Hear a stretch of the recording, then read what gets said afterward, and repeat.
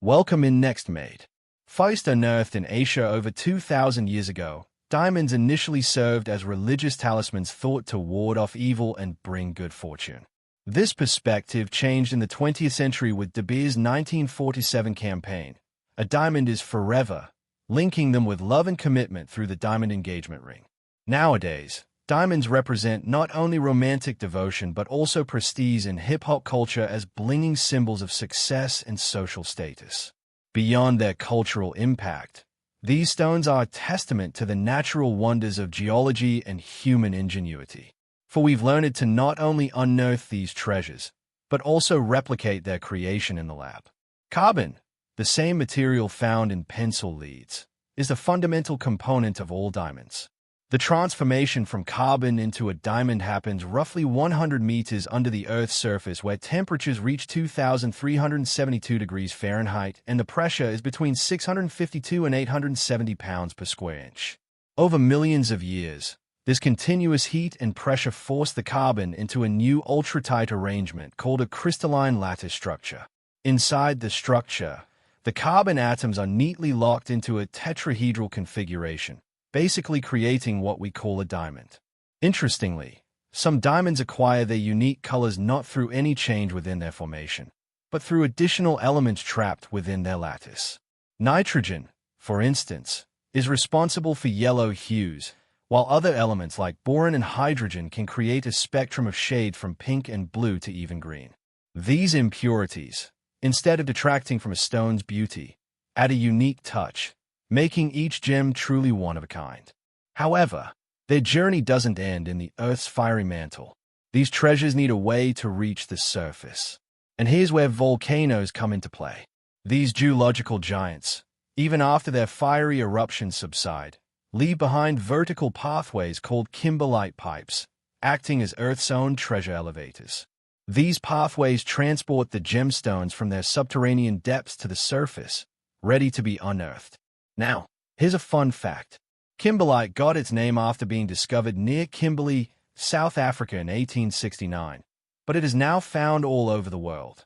Kimberlite pipes are specifically formed by very deep ancient volcanic eruptions that were deeper and more violent than the volcanoes we see today. The last kimberlite eruption was about 30 million years ago. Now, kimberlite mining is a massive operation where the earth is excavated using heavy machinery, creating giant open pits. These excavations can reach hundreds of feet deep, showcasing the immense effort required to access these coveted gems.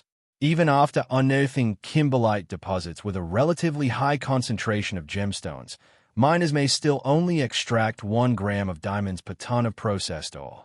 Another method of extraction is alluvial mining. Alluvium is the loose silt and soil deposits found in coastal areas and riverbeds. This technique is as simple as panning for gold, or in this case, diamonds, and scaled up using technology like sluice boxes, trommels, and dredges. Often these machines are used in concert, one after the other, to sift more finely through the deposits and make sure nothing of value is missed. Once the diamond-bearing ore has been collected using any of these mining methods, it's then transported to a processing plant where it's crushed into smaller pieces and undergoes a series of advanced techniques to separate the precious stones from the surrounding rock. These include dense media separation, which uses a solution of ferrosilicon particles mixed with water. The density of this mixture is adjusted to be slightly higher than that of diamonds, allowing the less dense diamonds to float on the surface for easy separation. X-ray sorting, a newer technology, leverage the differing X-ray absorption properties of gemstones to identify and isolate them based on their crystalline lattice structure. Once detected, they are automatically ejected using compressed air or jets of water. When you consider the sheer scale of these mining operations, their cost, and environmental impact, you can really see why scientists have wanted to be able to make their own diamonds. The earliest successful attempts at creating lab diamonds were in the mid-1950s by scientist Tracy Hall, but the resulting stones were far from what we think of when it comes to a diamond ring. It wasn't until 1971 that scientists at General Electric were able to consistently produce gem-quality stones. Although created in a lab, these gems, often referred to as synthetic diamonds, have the same physical, chemical, and optical properties as their natural counterparts. There are two basic ways of creating synthetic diamonds: high-pressure, high-temperature, HPHT, and chemical vapor deposition, CVD. Using the HPHT method, a small seed of natural or lab-created diamond is placed in a capsule alongside a small amount of graphite or carbon source. The capsule is then subjected to extremely high temperatures of around 2,500 degrees Fahrenheit and pressures of around 6 GPa, replicating the extreme environment deep within the Earth's mantle. Once the heat and pressure are applied, the carbon atoms begin to dissolve into a lattice structure, joining with the diamond seed to form a larger crystal-like substance. This controlled environment not only guides the growth of the diamond, but also allows for manipulating its size, quality, and characteristics. After the desired gem forms, the capsule is gradually cooled and depressurized, ensuring a stable and flawless transformation. In contrast, chemical vapor deposition involves mixing gases such as methane and hydrogen. The gases are then introduced into a reaction chamber and maintained at a low pressure. Afterward, the gas mixture is ionized in the chamber using microwave energy, radio frequency, or plasma to create carbon ions. Next, a small diamond seed, known as a substrate, is added to the chamber. Due to the lower pressure, the ionized carbon settles on the substrate, crystallizing into diamond layers until the desired size and quality are achieved. Once the gem is created, post-growth treatments like irradiation or annealing may be used to change its color. After getting the rough diamond, the next steps are cutting and polishing. As we all know, diamonds are known for their total internal reflection, where light reflects back within the stone, creating brilliance. To maximize this effect, the facets must be aligned and cut symmetrically to create a pattern that optimizes light dispersion, bringing out the diamond's true sparkle. To do so, the cutters use specialized tools, each playing a specific role in crafting its radiance. A cleaving saw or bruting machine with coarse abrasives lays the groundwork, while laser cutters offer pinpoint accuracy for intricate detailing. This stage sculpts the diamond's outline, transforming it from a rough rock into a recognizable gemstone shape. After cutting comes the refining touch of polishing. This is typically done on a rotating cast iron wheel called a scaphe that's coated with diamond powder. This initial stage creates the basic facet pattern and smooths out rough edges.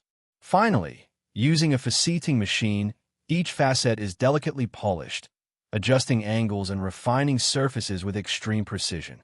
This fine-tuning is what ultimately brings out the diamond's desired brilliance.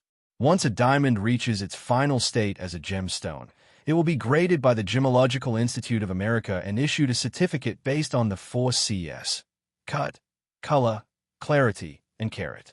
Cut refers to the precision and craftsmanship. It's not about the shape of the stone, but rather the quality of the cuts.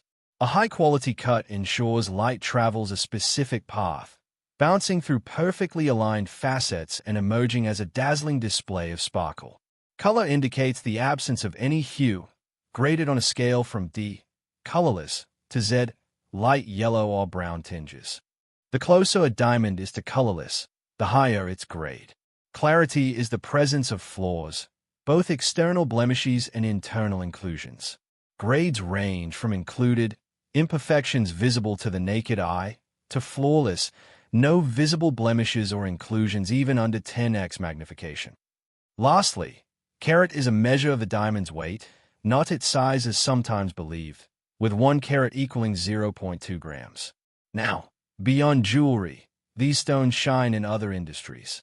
As a hardest naturally occurring substance, a diamond-tipped blade can cut through virtually anything, including other diamonds, making them ideal for machining, cutting tools, drill bits, and saws. And it's their synthetic version that now dominates these industrial applications, proving their brilliance isn't just for rings. In comparison, synthetic and natural diamonds, while structurally the same, offer key differences. Synthetics typically have fewer imperfections and carry a lighter price tag, attracting buyers on a budget. And being created in a lab, they avoid the controversial aspects of traditional mining, which can negatively impact the environment. Both options hold merit, leaving the ultimate choice to personal preference or values, highlighting the diverse appeal of these extraordinary gemstones. So, that was the entire process of excavating rough stones and transforming them into beautiful diamonds. If you enjoyed this video, don't forget to leave a like and subscribe for more fascinating content. Thanks for watching. Next, mate.